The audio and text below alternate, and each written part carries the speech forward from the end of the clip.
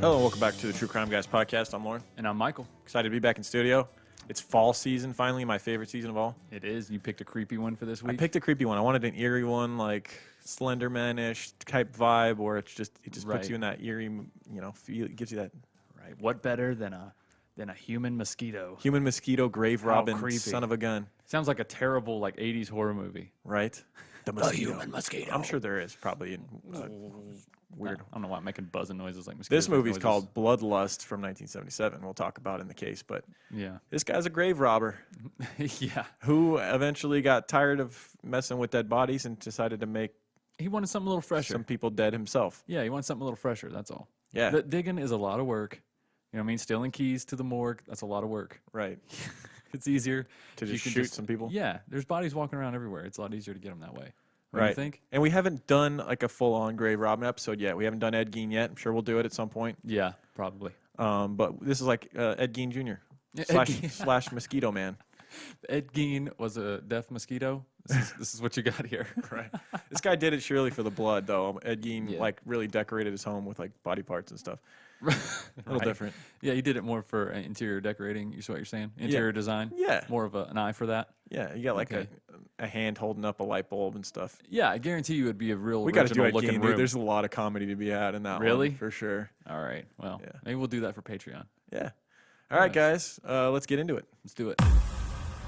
This fall, there's another bloodsucker in town, and we know what you're thinking. It's not a colon, but a mosquito.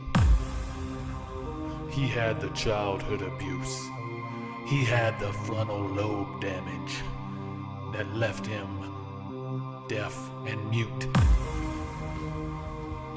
But the one thing he didn't have, the thing that sets all villains apart, a catchphrase. He was always quoted simply as saying, Well, what'd he say? Nothing. Because he's mute. Ain't y'all paying attention? This was like a movie trailer type thing. Did this go over? Did this work? I don't know. I don't like it. Anyway, here's some jazzy intro music to get you to the rest of the show. It was an off week. What do you want from me? Jesus. Here's the mosquito guy. All right, so our case this week is a guy who goes by the Vampire of Nuremberg. Well, I don't know if he goes by it, but that's what they started calling him that. In the German film, what the hell is it called? Bloodlust? Bloodlust. You can find it on Okay. YouTube. If you go on YouTube and you type in Bloodlust 1977, because that's when his movie was made. It's a very high-quality movie about this it. case, he did his work in the early 70s, like 1970, 1971. And then they made the movie in 77? That Yeah. fast? Jesus. Yeah, well, We're this isn't a messing big around. case. I guarantee you most of the people listening to this have never heard of this guy. There's not a ton out there on him. I'm sure there's a lot more in German on him. But Right, as right. far as American sources, like in English, not much. Right. So maybe someone who's German can enlighten us on stuff after this. Yeah. If they We want. could add do a little special thing maybe Yeah, and just a little added content, or maybe we'll throw it at the end of next episode or whatever. But right, this is all we could find. right. But in the film that I was talking about a minute ago, in Bloodlust, he seemed to really relish the fact that he was like he was trying to sell the fact that he's like this vampire. He was calling himself the Mosquito. He would leave like Is that- MQ. He would write mosquito all over everything, Really, but in German. and he was like because he was sucking blood out of these bodies. Right. But He why literally at one point in the movie, he fucking he found this girl that had just died. He would look in the newspapers and would, stuff. yeah. And he took a straw and like put it in her neck and was drinking blood out of it. Why would you immediately go to mosquito? That's so stupid. Like everybody hates mosquitoes. Why wouldn't you say you're a vampire? Like everyone else's Everybody hates everyone else's mosquitoes. name is so much better. Everybody hates guys that suck blood out of bodies yeah, too, bro. but- everybody hates those guys. So maybe he loves to be hated. but you yeah, know? but at least vampires, they have some positive things, right? You live forever. they It's- sparkle in the sun. they if it's, sparkle this in is the a- sun. That's They right. can run, fly. Yep, jump. They're jump way. I'm going off further. of Twilight right now. Yeah, well, I can't shake that shit. obviously. I've seen them all, and now my version of a vampire is very skewed. Like they run fly. Literally, he's like running, but he's flying somehow. I don't get it. I like to think of what was that movie that stupid movie that you told me to watch on Oh yeah, Netflix? what we do in the shadows. What we do in the shadows. Dude, that movie's great. If That you guys is- haven't seen What We Do in the Shadows, Yes. check it out. It is fucking hilarious. Very funny. Very funny take uh, on. spoof on vampires, like Yes. what they do on their spare time. Like they It- live in a it's- flat together and they're arguing over dishes. And And stuff. they're all from different time periods. Yeah. I didn't realize that. I was like, oh my God, what a great twist. So you have like one vampire who's like super old. He's like hundreds of years old. Right. And they're all, it's really funny. Because Pizza. He like hangs upside down. And yeah, some of them are like really old school. They think like all humans should be killed and stuff. And some Right. of them don't. It's really funny. yeah, it's a funny movie.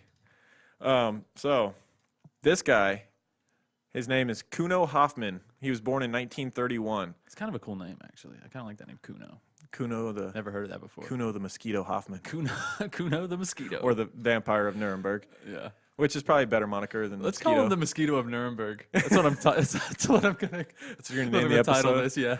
Right on. Kuno, it's kind of no surprise he turned out to be twisted. When you think about his childhood, was really what we know Yeah. about it's as traumatic as any as we've focused on. Man, he had a severely abusive father. He had that Panzram childhood, man. Yeah, dude, bad. I mean, he was beaten so severely by his alcoholic father that he lost powers of speech and hearing. So maybe even worse than Bonin or some of the guys that we Oh, focused yeah. on. I mean, that's some severe beating. This sounds like a lot of head trauma too, man. Yeah. Jesus. Yeah, it's noted that he had a highly criminal father, quote unquote, and an overburdened mother, which is a classic combination for serial killers. Right. He grew up in Nazi Germany under Hitler's rule, and that may have played a little into the atmosphere in which he grew up, and maybe a part of the reason why his father was such a sadist as well. You know, this environment that they're being raised in, and then Were they Nazi supporters? I'm sure his dad was. I think, Right. yeah, I mean, it was pretty common to be Yeah. back then. That's Hoffman's father was a notorious criminal whose convictions included burglary, child abuse, and attempted murder of a young woman he had raped. Jesus. So nature and nurture And that's here. just what they knew about what he did. Yeah, so nature, if he had a little bit of this kind Yeah, of nature and nurture. you're right. impulsive DNA in him from his father, and then his father beat the living shit out of him until he was deaf. And Yeah, getting beat till you're deaf would probably make you harbor a little bit of hate as you get older. yeah, it created a lot of separation with him and his peers, which is a huge problem. bet. He couldn't Yeah. Couldn't talk. Yeah, he He couldn't couldn't talk. talk either.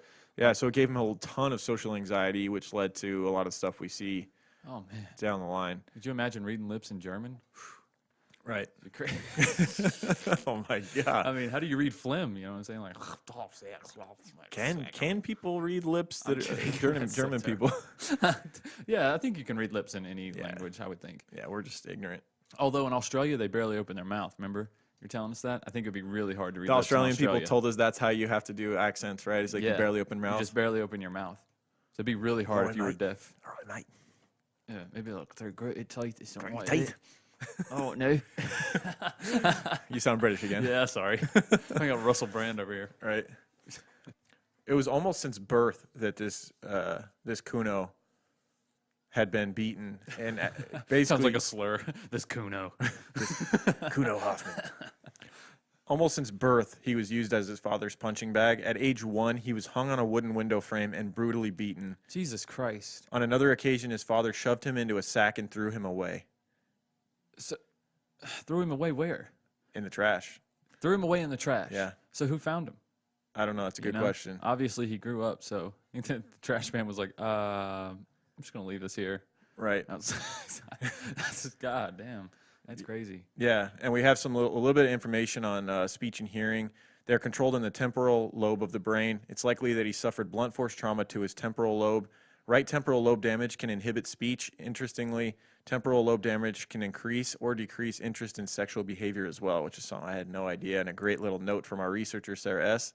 Yes. So that's great. it's very possible that this not only messed up his hearing, but also changed his sexual behavior. Yeah, I would say this is increased for sure. That coupled with the social anxiety, not able to get a girlfriend, Right. harboring just anger towards the other sex because he gets. We've seen it with Right. Ted Bundy and other necrophiliacs. But he has it on another level. Like he can't even hear. So it's Right. like he probably has anxiety with any sort of human interaction. And it was said that he was even rejected by like other deaf girls too, which really just harbored even more. What? Damn. Yeah. They already have a common interest, and still they turn their nose up at him. Wow. Maybe he just wasn't very good at sign language. He was like saying some shit that they didn't think he was saying or whatever. And they're just like slapping him. He's like, he's like trying to say, "Can I take you out to lunch?" And he's saying like, "Hey, you want to fuck or something?" I don't know. I have no idea. Right. So you couple the distance between him and his peers growing up, the abuse from his father, the deaf and muteness, and then you couple that with futile attempts at work failing. He tried to work as a shoemaker, then as a farm worker, but his low IQ, it was estimated to be somewhere around 70, and an inability to communicate led him to become sacked from both jobs, and he was unable to find any subsequent employment. So that low IQ, we've seen that number in the past. It seems to be like the threshold somewhere down there in like the 60s or 70s, where guys are just, it makes it hard for them to function in society because others just can't deal with them in a workplace. And I believe Brendan Avery from the Making a Murder series, or I don't even know. Stephen Avery? No, but Brendan, his nephew, was somewhere around like in the 60s or the high 60s, low 70s. Oh, wow. And that's why you get that false confession from him in Making a Murder. And we've seen it with in the West Memphis 3 as well. Yeah, that's right. They just find it hard. They just can't cope with everyday stuff a lot of times. So Yeah, keeping this guy employed must have been difficult for an employer. Right, and he obviously with this IQ, he's not going to be a good problem solver. He's not going to be able to take the necessary steps to make communication and doing the job easier for him, because he's probably Just thinking about sucking blood all day. he's just got a fresh straw in his back pocket. He just can't wait to break out. Right. Every time one of his female coworkers turns around, he's all like really like coming up on their neck and just Like sniffing it. right. They cut their finger and he's like Like, digging let me get that for you. digging the bloody tissue paper out of the trash.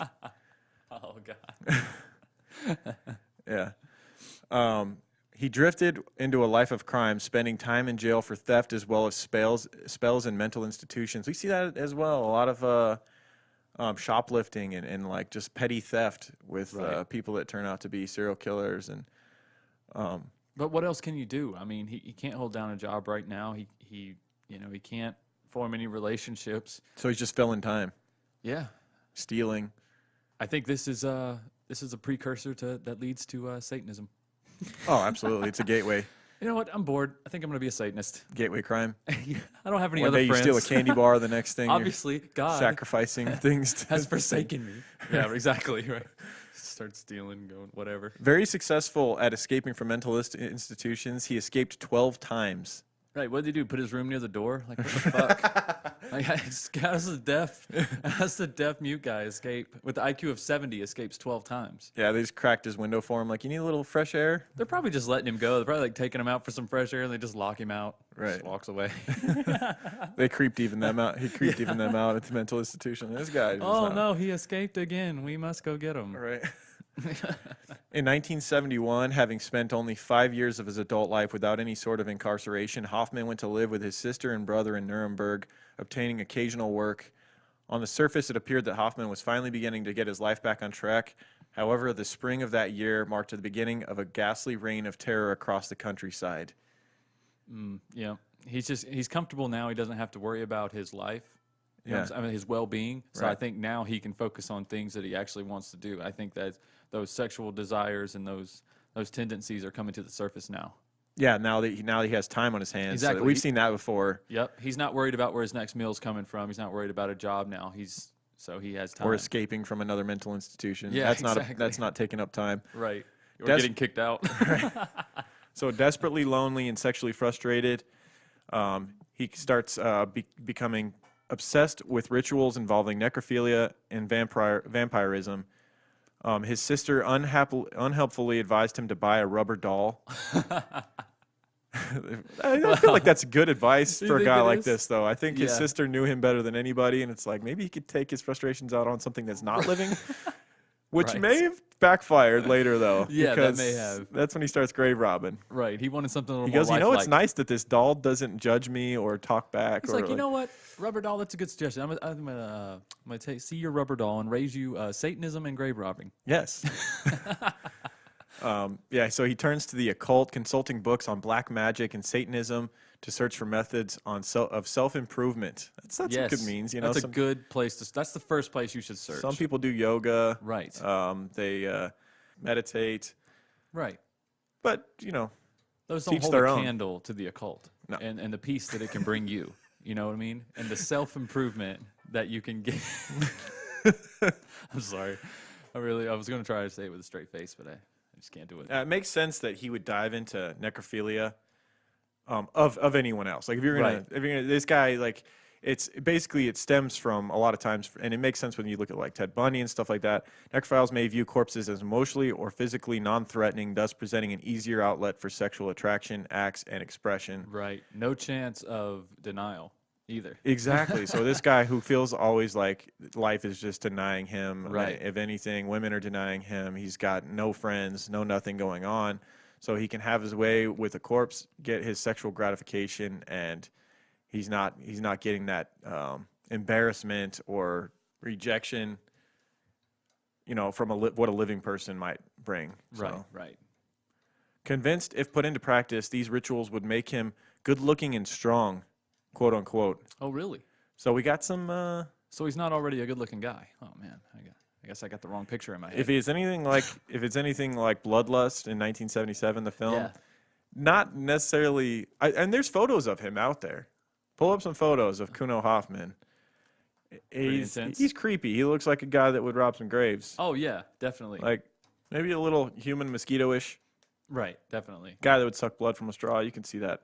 He's wearing a suit and tie in one picture, and then the other one, it's just a headshot of him with dark glasses. He looks like the Unabomber. Yeah.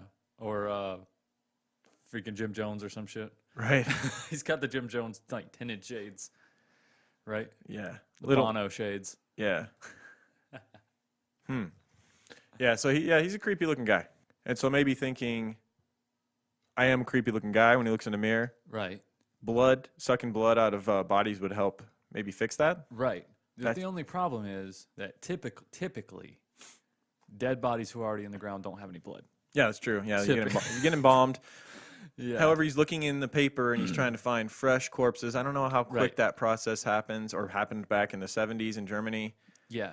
I think he would have had better luck like getting involved in maybe some organized crime or somebody like that, somebody who doesn't embalm their bodies. Get some fresh bodies. Yeah, like make if- your own body if maybe. the He body- he changed his Yeah. there is some murder in this. He Yeah. changed his school of thinking after getting kind of frustrated with the Right. quality of the blood. But what I'm saying is like, instead of going by the obituary, if he would have just maybe teamed up Oh, with the mob. he could have got fresh get into body bodies. disposal. Yeah, into body disposal. He could have made a little money and got his fetish and not killed anybody. But he's socially I mean, if you're already going to break the law anyways. he's socially inadequate. Can you imagine him trying to interact with the That's with a the great point. mobster? Not only that, I don't know what kind of organized crime there was going on in the early 70s in Germany. Right. I'm sure there was. There's always. Oh, absolutely. There always is, right? Everybody's got organized crime. But for this guy to be able to get to him, and Yeah, I mean, this is that's like true. a weird And hypothetical communicate, yeah. conversations. Like You would need like a whiteboard and a marker carried around. The just to write whole- stuff. the whole idea is behind why he's doing this is because he's like a loner to the max, and like he's just living this quiet life of despair. Like he's really miserable being a deaf Oh yeah, for mute guy sure. that with a past of abuse and all that, and like he's isolated. And intensified sexual desires most likely because of this frontal lobe with no outlet. Right, exactly. Yeah. Yeah, a deadly concoction. He's a time bomb. Yeah. Convinced these would make him good looking and strong, as we said, he began searching the newspapers and obituaries under the cover of night, began breaking into mortuaries and digging up fresh graves, committing heinous violations upon the corpses housed there. And a lot of this was kind of portrayed in that film that I talked about. Right. He would stab and slice the bodies with knives and razors. He would drink their blood if it was there. Occasionally, Hoffman would behead them or cut out their hearts. With seemingly nothing too ghastly for Hoffman, many female corpses were found to be sexually interfered with as well. You think like he took the hearts as that was definitely part of his ritual, right? Or he probably thought, well, if there's going to be blood anywhere here, it's going to be in the heart, Right. right? So maybe I don't know. Maybe he was thinking that. I mean, he does have an IQ of 70, so Yeah, I can't really get. I can't. I think he was just doing like body after body. Ah, shit, no blood. Ah, shit, no blood. Ah, you would damn. think it'd be coagulated. You know, it would be like jelly at that point. Oh yeah, for sure. Yeah, he would only have been able to drink the blood from a corpse of someone who was very recently dead. Obviously, if the body had been embalmed, there would be no blood. From 1971 to 1972, this became a big, kind of a big story and a chaos for the police because police and morgue attendants across Germany began comparing notes on a series of bizarre grave robberies. Eventually, Hoffman decided that his rituals weren't working because he needed to practice them on live victims rather than corpses. And that's when we get to the moida. Yeah. Get to the moida. Now he's got it all figured out. Right, but it's just crazy to think this dude's like going through these fucking mortuaries at night and just That's what I'm hacking away saying. at these bodies, drinking the blood. You imagine him like leaving just covered in blood and just Yeah, that's so disgusting. pretty metal. dude. It's pretty metal. And it's like early on, it's I feel all right talking about it and joking about it. I mean, obviously you don't want to disgrace the dead and corpses. Right, Like, those were like people's loved ones, but at the same time, it's like I don't want to say a victimless crime, but they're gone, Right. They're not using that body anymore. I got you. Right. It's Regardless of what you believe, there's nothing using that body anymore. Right, but it's just I don't know, and I'm in the season right now with Halloween and creepy shit, and just Yeah. like the image is pretty metal. Him going in and like coming out covered in blood because he was just hacking at corpses. It's just like wiping it off on his sleeve or whatever as he walks out. Yeah, on Putting May a straw in his 6th. shirt pocket. Right. Now here's where we get to the dark stuff of him actually murdering. On May 6, 1972, Hoffman decided to act on his new approach. He found two young newlyweds in a car. Marcus Adler, 24, who looks a lot like Kevin Bacon, and his fiancee, Ruth Lizzie, 18, who were reportedly sleeping, not doing anything more than that. However, in the movie, Bloodlust, They was getting it on, wasn't they? yeah, Oh yeah. there was a lot of nude. There was a lot of nudity. Right. Well, in there's got this to be a film. reason even to on watch it. YouTube, even So- when you watch it on YouTube, that they didn't cut that out. No. Oh, interesting. Yeah.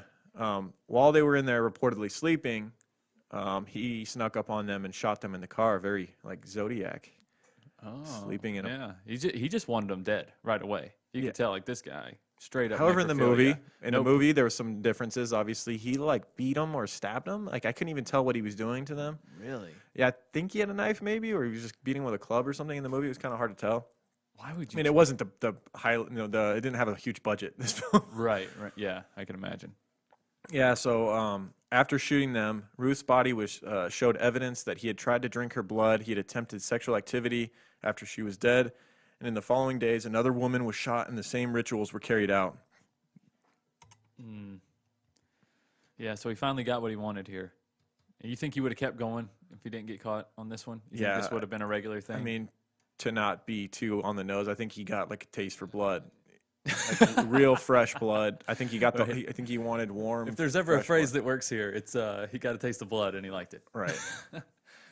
Not long after that, Hoffman broke into the Nuremberg morgue, and an attendant surprised Hoffman in the act of kissing a cadaver, the body of a 15-year-old girl who had just died.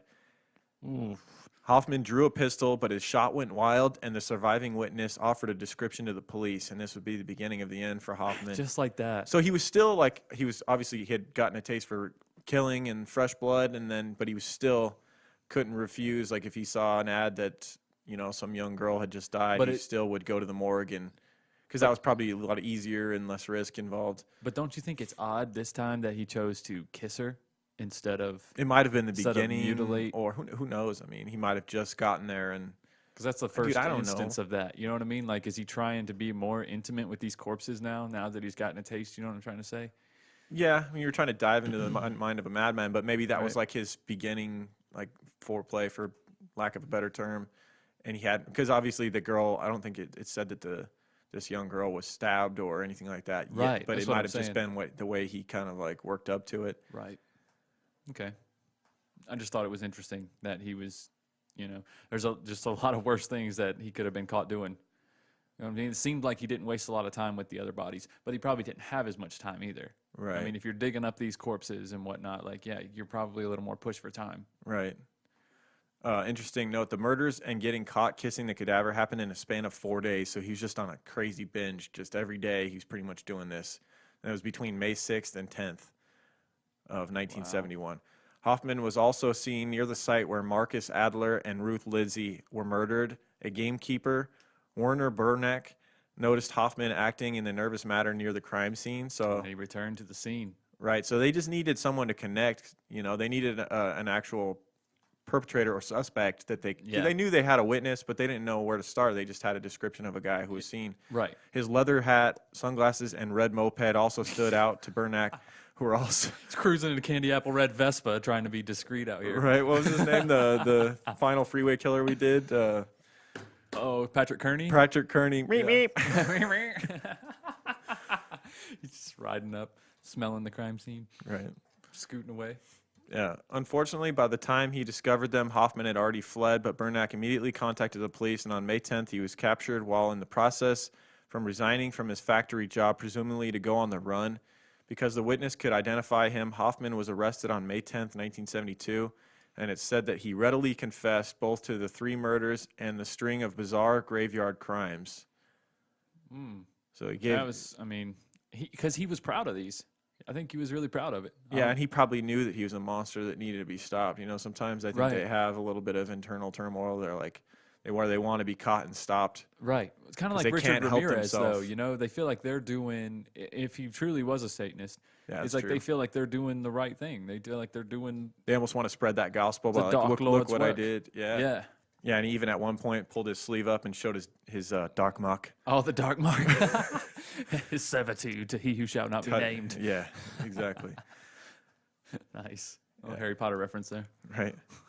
According to the prosecutors, he was perfectly sane and fully accountable for his actions, but his actions were very far off the standard of what police had typically seen. Yeah. Big surprise. Right. Shocker there. Right. The police have records of at least 35 occasions between 1971 and 1972 when Hoffman forced entry into graveyards and mortuaries near his home in Nuremberg. He made copies of the keys to the local cemetery where he had hid among tombstones, heading away always for the freshest graves. How did he get the keys? That's what I want to know. You just go? Is that just like public property? I'm or guessing is he would breaking break in, find a key inside, and take it and have copies made. Okay. And then bring other keys back. Right. That seems I like- want to know how even back then you didn't have 24-hour security at cemeteries and 70s. mortuaries, and I'm saying there's got to be a thing now, right? Cemeteries and mortuaries aren't just like left unattended. Yeah. I don't think they're hanging. They're probably like in this time they had like a big office or like in the mortuary or wherever. Probably just had keys hanging on a hook or some shit like the grave keeper or whatever. Right. Nobody wants to be there. You know what I mean? God, right? Can you An imagine average being person, you don't 24-hour wanna be there. security guard, like the only one? I don't like going to out. graveyards anyways. Right. Like for any reason. But just like, so nothing good could come of it because you're there and you're just creeped out by like, I don't know, maybe the ghosts of these bodies hanging around here. But not only that, like the type of person that would want to break in, like that's what you're there Yeah. for, right? To protect the bodies from the living that would come and want to do stuff like this guy. Yeah. You that's really true. want to tangle with a guy that's messing with Yeah, graves the and guy- bodies. Like that guy's That's got the- nothing to lose. Like And like you said, that's the only God. type of person you're going to encounter. that's what I'm saying. You're not dealing with your average like small time criminal who's trying to steal. Right. This guy's literally like drinking blood from corpses. That's the Yep. guy you have to stop. That's fucking horrifying. Imagine seeing that at night, just some guy over a body that he just dug up, just sitting there with a straw on its neck or something. It'd be so freaking Dude, if you work 24-hour Creepy. security at a graveyard or a mortuary, please hit us up. I want to know what that's like. Dude, I and, rented- and I want to hear stories. If you've run into if you'd had an encounter with a guy who's acting strange there, Yeah. he wasn't there to pay respects to anyone. He was there to do quite the contrary. We want to know about it. That's That's crazy. crazy shit. I rented a house like right next to a cemetery back Really? home. Yeah. But I built a privacy fence around it, like to like block it off. Oh, of course. Yeah, but what the good thing was it acted as like security because there was like the house on the other side of me was empty, and then there was an empty lot on the other side, and then behind me was the cemetery, and it acted as like a security because nobody wanted to go through that cemetery at night, and that was the only way to get to the house. Except for the guys like Kuno except for the main Hoffman, and driveway. then you got that guy around. Yeah, but he's just messing with dead bodies. Yeah, he's covered in blood and he's running from the security guard and jumps into your fucking backyard through your security fence. Mistake. Now you're gonna join them. Oh my god. Nah, it wasn't that bad. But people were creeped out about it though. People used to ask me all the time, be like, "Are you worried your house is haunted?" Like, no. I mean, No, it wasn't. Right. You just get used to it. Like I guess. one time in the small town of Milford, Utah, where a lot of my family was growing up, a tiny town. The cemetery's like as big as the town itself. Right. I was like probably like 10, and my cousin and I went to the graveyard and kind of like walked around. And he fucking ditched me there, dude. I was so scared. Dude. And then so I ran back to my uncle's house. What I thought was my uncle's house. This is a worst day like of my young life. It's like a traumatizing event. My older cousin ditches me at the graveyard. So I run back crying, and I run into this, what I thought was my uncle's house. And because this is a small town in Utah, no one locks their doors. Right.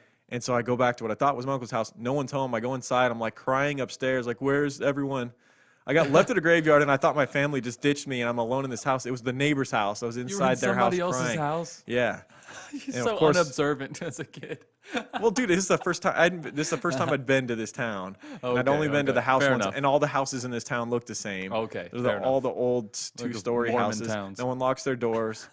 And I felt the fact that the door was unlocked. I mean, Vegas, we don't leave our doors unlocked. You don't leave anything unlocked here. The fact that the door was unlocked, I figured, okay, this is definitely Uncle's house. And when I walked in, it looked just like his house. Sitting in this random home Looks like his crying floor because plan. I got ditched at the fucking cemetery. I got lost in a zoo once, but I won't go into all that. We're getting way off topight here. That's for a bonus recording. We'll Yeah, hear about right. Michael's lost in the zoo tale. Almost just lived with the animals. Back to the darkness of Kuno Hoffman, Grave Robin. From his prison cell, Hoffman reiterated that he did make himself good looking and strong by doing this. So he actually believed he did. You know what's funny is like the Satanists we've talked about in other cases, they said quite the opposite, in that once they took up Satanism and this type of behavior, they started becoming to look more like the devil, or like, they would get the pointier features. This guy, I think, that sucking this blood was making him better looking. Unless he thinks that's a more attractive look. Right. Maybe Isn't this he's like into that. some deep conspiracy with politics, right? Like some certain politicians, supposedly they drink blood of like kids to stay young forever or some shit, I've heard. Probably. Yeah, that's another probably episode. do. That's Yeah. another episode. We'll get House of Cards like makes me think that Harboring young children, Yeah. buying children, and then like suck. Yeah, to stay youthful, Yeah, so they can serve it's a for thing. 90 years Politicians on the Senate are or whatever. Politicians are lizards Interesting. that suck baby blood. Right.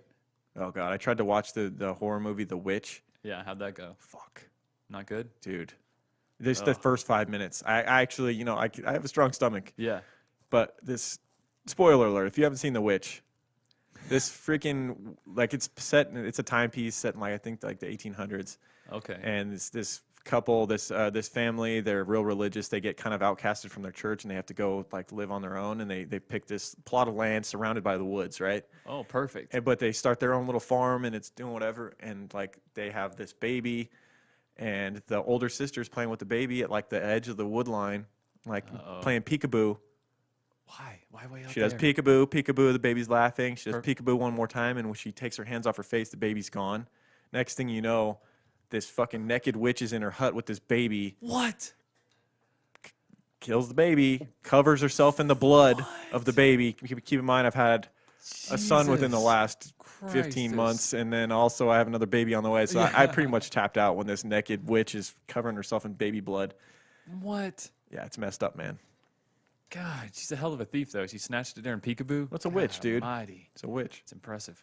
I didn't finish the movie, to be perfectly honest. I wouldn't either, dude. I kind of babies are rough, man. Murdering child, Even if it's a like- theatrical movie, like it's even still in hard. movies, yeah. And child rape scenes are really tough too, Oh, man. fuck that, God, yeah. they're so hard. Like that scene in Precious. I haven't seen that. Damn. Pretty brutal. Oh, that was rough, man. Yeah. Rape scenes in general are just dark. Yeah, in general, but especially when they're younger kids. Oh god. Even teenagers, it's just like, God Almighty. It's so. I mean, it's the truth, and it's what happened, and I get it. Like as far as the art, like people need to know, but there's just ways of doing it. I think there's ways of insinuating it in a movie where you don't have to show every single thing, and you know what I mean. Right. It's tough. So he was telling the police he truly believed that this was making him good looking and strong. It also made him happy, he said. He told the police that he also added that the young and pretty girl he had murdered had been much better than the women in the graveyard. So this guy, zero remorse. obviously would have kept doing all of this behavior on a daily basis had he not been stopped. Luckily, Right. he didn't do a lot of planning. He was impulsive and just doing shit, just breaking into stuff, and Right. he was going to get caught. I don't think he had the intellect to do any planning anyways. I mean, I don't think this. Right. It just sucks that he didn't get caught before. Sucks that he got killed away this with it young for couple. as much as Yeah. he did. Right. In 1974, his trial started, but they found that because he was a deaf mute who did not do sign language, they were unable to effectively communicate with him so that he understood what was happening. Oh shit! So he did not even know sign language. So he had no means of communication. I mean, yeah, I guess not. Other than, I mean, could he write? Body it, language. It never said if he could like read or write or whatever, but I'm sure he struggled with that too. I'm sure it was not easy. I don't think he was. I don't think he was. So before they could standout in actually, school. yeah, so before they could do a proper trial, deaf teachers spent the next 2 years teaching Hoffman so that he was better able to communicate. Once Hoffman could effectively communicate, prosecutors determined that his silent world was like a prison to him, and that he was greatly affected by rejection from women, especially women who were also deaf, as we had spoke about earlier. So they finally got to the root of this guy and saw why he was so angry. The guy could never express himself. He couldn't even get therapy because he had no means of communication. Right. This is just stuff that they think he's trying to say, right? Right. I mean, they're still not even sure. Well, no, once he was able to communicate with them after teaching him for 2 years, that's basically the gist that they got from him, is that he was so lonely and angry in his own world because he had no one to talk to and no one Right. to, and obviously he had a hard time just comprehending anything with his low IQ. Right. So he felt like this was his only outlet, especially sexually, right? Right. And if he does have that increased desire, like you said earlier, nothing would have stood in his way. He would have kept doing this for sure, especially after he said that the 18-year-old, was, I mean, obviously, I mean, she's young, she's alive. Well, at least she was. It's just such a twisted situation. Yeah. A psychologist from Hamburg talked to Hoffman during the trial, and his opinion was that Hoffman was guilty. He noted that Hoffman did truly believe in the rituals he was completing, but the psychologist referred to it as superstition and said that they were not delusions. However, if he had referred to them as delusions, the defense could have argued for the insanity plea. But Obviously, if you that's a fine line, though, right? Because if you truly believe in superstition, how is that not a form of delusion? I don't understand. You know what I mean? When I first read this, that's what I was thinking. I was like, I mean, if you truly believe in superstition, you're doing it for a reason. You're doing it because you believe this gives you favor in the future. Like in baseball, it's so much fucking superstition in baseball. Everything. I know guys that would go 4 for 4 one game and then they'd wear everything. They wouldn't even take a shower. Can anyone say they truly live with no superstition? Is there not one little idiosyncrasy that you do that based off of, because you think if you don't do it, there might be some slight implications, there might be something might backfire if you don't, like if I don't put my volume on an even number like we've talked about in the past. Like I do so much stupid shit like that. I point things northwest for some reason. Right. So we all do that stuff. But is that something that's, what are you saying from a court standpoint that could So you don't think that's a delusion that you have, that's helping you, that's better? Like that 24 sounds better than 23? Right. Or whatever. You don't think that's a delusion? I think that's kind of a form of It delusion. is Unless you delusional. just want it louder. It is delusional, but if it makes you feel better, positivity, it's like kind of like the placebo effect, I think if it affects your confidence going into something, into that day, if like I put it on 23, it's not that the act of the 23 itself is not going to change the events that happen unless it affects my mentality going into that day. If I'm a little less confident in that day going forward because I put it on 23 instead of 24, Right. I might make slight changes because of my mentality now that would end up back, becoming a negative day. You just have a bad day at work. You're like, fuck it, I should have just put it up one more damn point. That's what I'm saying. One more if I just turned it one Well, more. you go into it thinking this is not going to go well now because I didn't have that confidence boost from having it on 24. That's a great point. Yeah. You know what I'm saying? Yeah. You go into it with a loser's mentality. Yep. If the baseball player goes in and he doesn't have his special socks, Yep. it's not the socks that are going to make his pitches bad. It's his lack of confidence Dude, I because he remember- doesn't have his socks. Yep. And guys used to say that. I remember that. They'd be like, shit, I forgot this. I forgot my socks I wore yesterday. Right. This game's going to be fucked. And I'm Exactly. like, and now he's well, going damn, into it it with is that now, loser's bro. mentality. Exactly. You're the same person. Go get in the batting cage. Like, get fresh. Like, Right. yeah, they're crazy. But So- I used to do the same thing, though. You're right. We've all done it. Right. We've all done it. But I've still lost your initial point as far as from the court standpoint. Like if he was doing Yeah. it for superstition, You think that somehow is a defense? I think if you consider his IQ, the brain damage, the rituals, I feel like it is a delusion. I feel like he truly believed that this was going to help him. Right. I actually do too. I think it's one of the rare cases because of how inadequate he was mentally, and he had nowhere his else to turn. isolation that he had. Like he had an isolation, like almost like someone who would be in solitary confinement or something for a long time. But at least they had communicated before. They had a better means to communicate. They like a guy like Charles Bronson. Charles Bronson, who would he at least could talk to himself. He knew what conversation was like. This dude like seemed like he never experienced it at all. Like he was literally in isolation his whole life because he was beaten when he was 1, and he pretty much lost his hearing. Never really learned to sign. Yeah, it never did say what age he lost his hearing, did it? I'm assuming it was a very young age. I don't think he ever that could really make a huge difference. Yeah. Imagine losing your hearing at like 3 or 4 before your true memory kicks in. Right. You know what I mean? So you don't even hardly remember what words or conversations So sounds your like. life is solitary confinement, but even worse because you're looking at other people living all the time. At least if you're just in a room, Yeah. you know, you don't really have a basis for like what other people are doing, or like you're not seeing what you're missing out on. Every That day may he's actually seeing be other better people for live. him. That's what I'm saying. Like if he was just Yeah. alone in a room, it might be better because he's just watching other people live and he doesn't get to experience it. So he Yeah. finds his own way, breaking into graves and like at least keeping someone captive that can't stop him from hanging out with them, you know? Right. And they can't make fun of him. They're not surprised. We saw it with Dahmer. I think Dahmer was similar in that isolation type of thing, but it was by just choice. Like he isolated himself more. He didn't have anything truly holding him back Right. physically. It was his own mental issues. Right. But I think, and then just like Dahmer, I think they liked these immobile corpses because they didn't like act surprised when they noticed their deficiencies or whatever they are. You know, their setbacks or their flaws. Like they weren't surprised by them. Right. So like this guy, I see what you're saying from a defense standpoint. Obviously, you can never let him out in the public. Right. Again, but I think he should have been put into a mental institution. Well, he was put into a lot. I know he was in the past, and then they kept letting him get. I'm saying put him in one where there's a maximum security mental, where he's going to get actual treatment, where he's going to continue to get educated. That's the problem. Is like they put him in these mental institutions in the past that he broke out of, but obviously they didn't make any attempts to actually like help the guy. Let me ask you they this. didn't teach him anything. They didn't.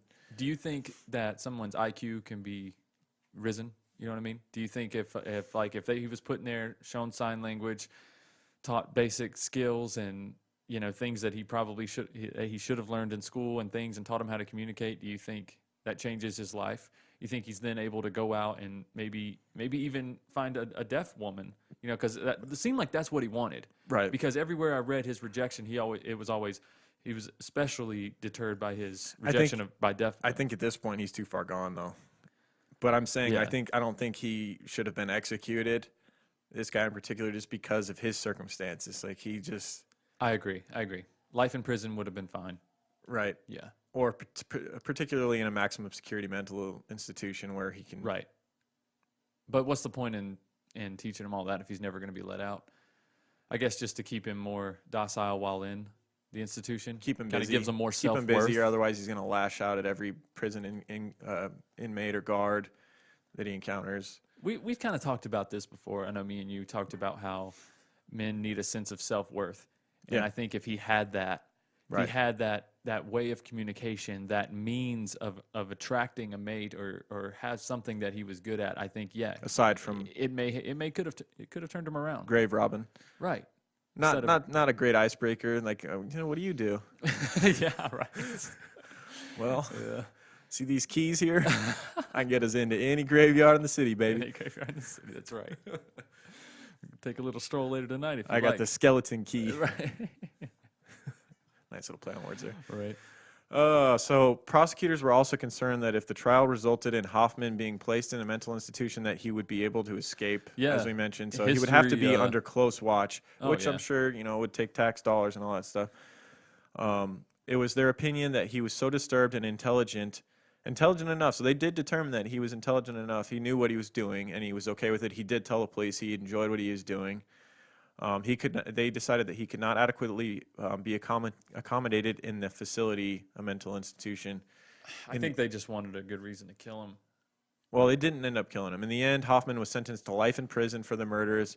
His final request, while being transferred to a federal penitentiary, was for one last sip of a virgin's blood. Oh, of course, right? Jesus. One more sip. Yeah. You think he even had virgin's blood? Well, then one of the graves that one of the girls in the mortuary that he did was the one that he kissed was 15, but I don't think he got to go any further because luckily the security person found him, or the employee of the mortuary spotted him in the act. I just wondered that because I just Probably, I think, was just going probably like the corpses that he had most likely were older people. So I'd imagine, they weren't virgins. And then the couple was newly married, so unless they still hadn't consummated their marriage, they wouldn't. You know what I'm saying? Like, right.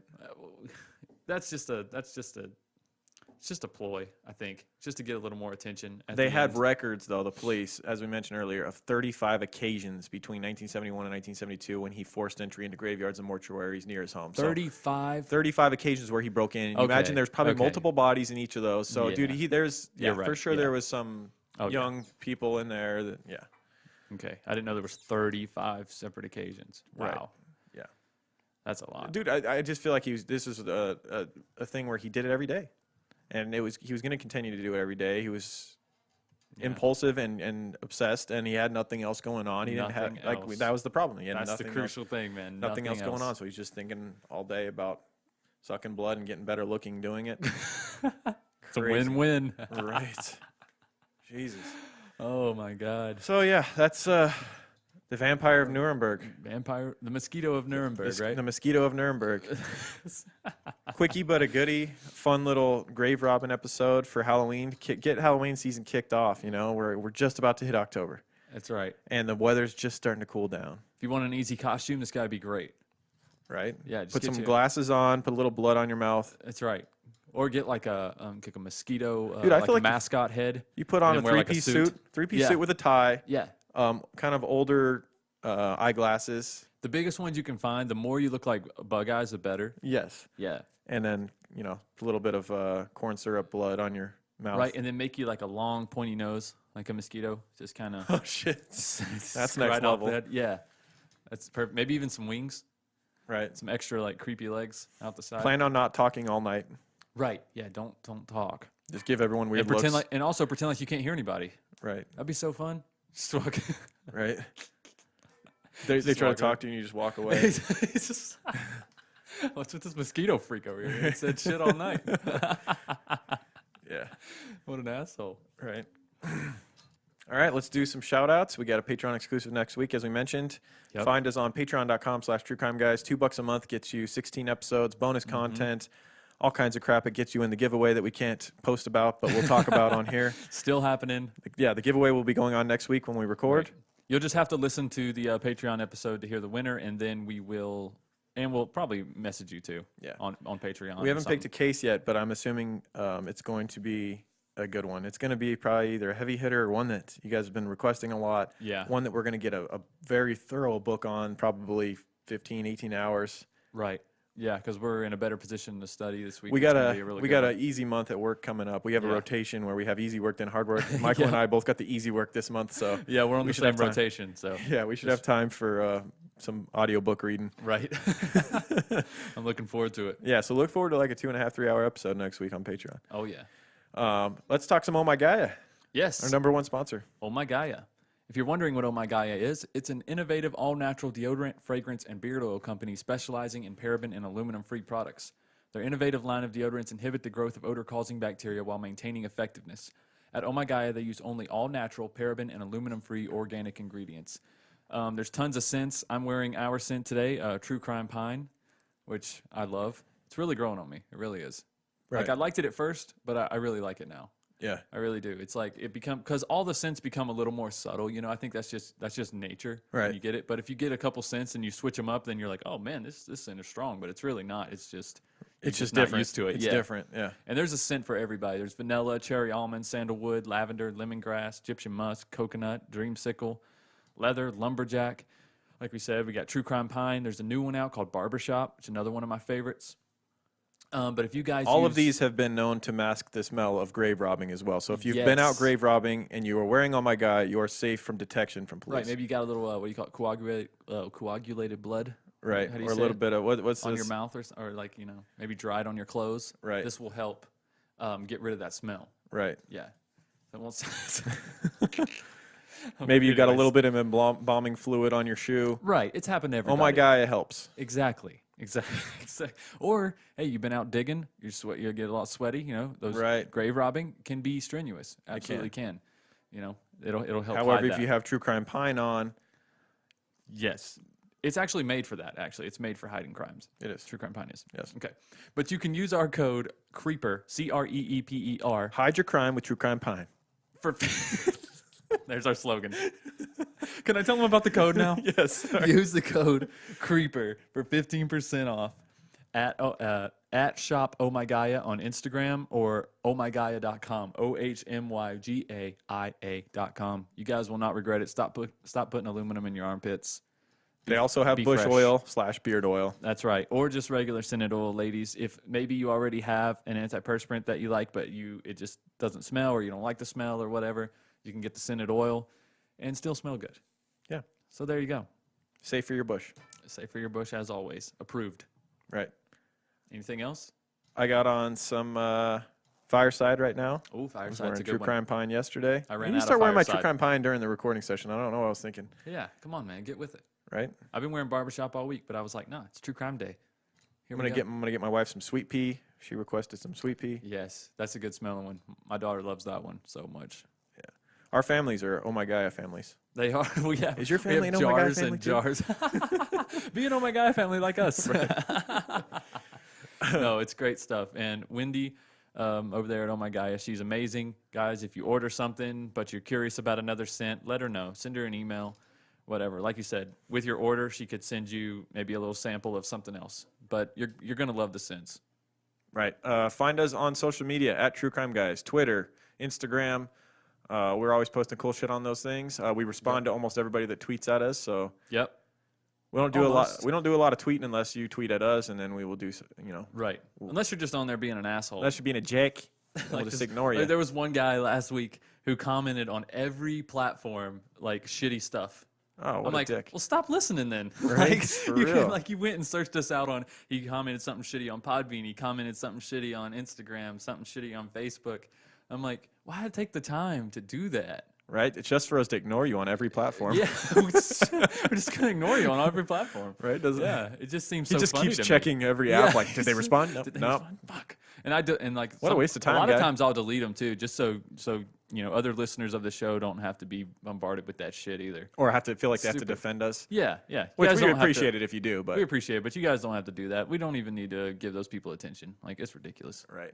Someone who deserves attention, someone who donated for stickers this week, Shannon M. in Chicago. Oh, hell yeah. Thanks, Shannon. Thanks for donating for stickers. We're going to get that fixed. I know if you've been looking, we changed like our our display on our website, Yeah, it's like truecrimeguys.com. The layout, the theme is The different. theme is different, so we're going to make sure that when you go to truecrimeguys.com, there's a sticker tab up there. Or if you just, on the description of the episodes, just click at the bottom. Michael always puts a link for stickers. Yes. That's really all you have to do. No matter what app you're using, in the description, there should be a link you can click for stickers. If you would like stickers, that link should take you to our PayPal. You just donate a couple bucks, and I will send you some stickers. If you want one in particular, let me know. I will send you that one. Usually I send a variety. Right. Yeah, so yeah, that's all you got to do is just donate a few bucks, and then it should have your address attached when you donate. And I send a personal little note with stickers to you. Right. And worst case scenario, if you can't find this link anywhere, guys, our PayPal email is just our regular email, truecrimeguys@gmail. I Right. mean, it's so easy to send money on PayPal, and you could send a little note just to let us know if And you're. we're not even really if trying to you're make a worried about profit it. on these stickers. No. We're just trying to get our name out there, and people want stickers. So it's literally just a couple bucks, Exactly. and we'll send you some stickers. So Exactly. So what do we got? We got some new reviews. yeah, let's hear them. We got a review from Ryan Doyle from Maine. I wanted to give this guy a shout. He just gave us a 5-star. He said, I'm a $5 patron donator as well. He said, so I would love a shout out. My wife doesn't believe that's part of the deal, so please help me out.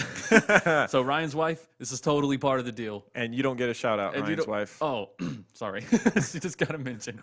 Oh, I don't know your name. So anyways, Right. thanks, Ryan. Also, Didn't we have a couple overseas? Yeah, we got one from the UK here. Heather Blewett. That's a 5-star review. Thank you very much over there across the pond. Thank you. Thank you very much. Appreciate it. What else we got? Do we have any Australia? Let me see.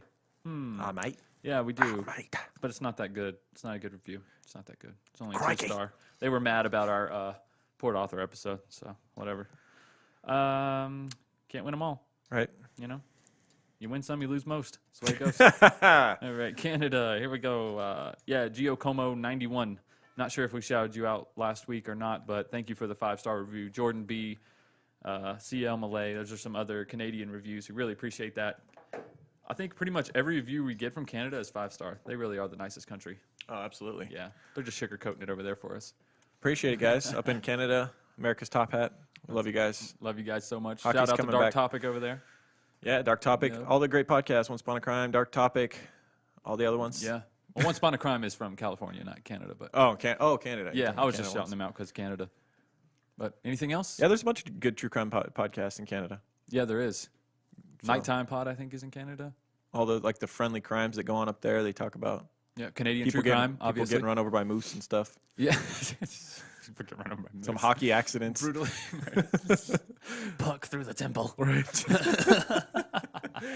Oh, jeez. People drowning in maple syrup. After all Can the we get any episodes, more fucking stereotypical about this? right? After all the episodes we've done, what do you think the country with the most heinous criminals and crimes? Do you think it's America?